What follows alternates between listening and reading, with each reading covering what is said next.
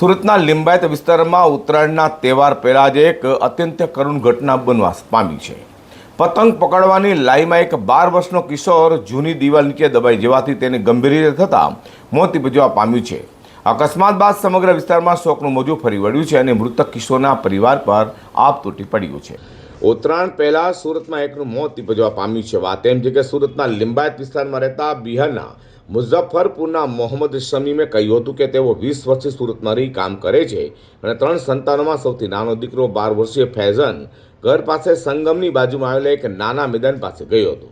ત્યારે ફૈઝાન પતંગ પકડવા માટે ગયો હતો અને અચાનક જ એક જૂની અને જર્જરિત દીવાલ તેના પર તૂટી પડવા પામી હતી। દિવાલનો મોટો હિસ્સો કિશોરની છાતીના ભાગે પડવાથી તેને ગંભીર ઇજાઓ પહોંચવા પામી હતી। આજુબાજુના લોકોએ તરત જ કિશોરને દિવાલના કાટમાં નીચેથી બહાર કાઢ્યો હતો અને ત્વરિત હોસ્પિટલે ખસેડ્યો હતો। જોકે હોસ્પિટલમાં માસૂમનું મોત નિપજવા પામ્યું છે। બનાવ લઈને હાલ તો માસૂમના પરિવાર પર આપ તૂટી પડ્યું છે। हम काम पे थे, काम पे हमारे पास फोन आया।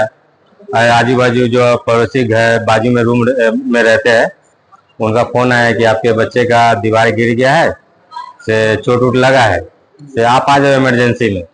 तो हम जगह पे नहीं गए, हम डायरेक्ट हम हॉस्पिटल आए। यहाँ पे आए तो क्या पता चला? यहाँ पे आने के बाद मालूम पड़ा कि बच्चे अब नहीं रह पाए।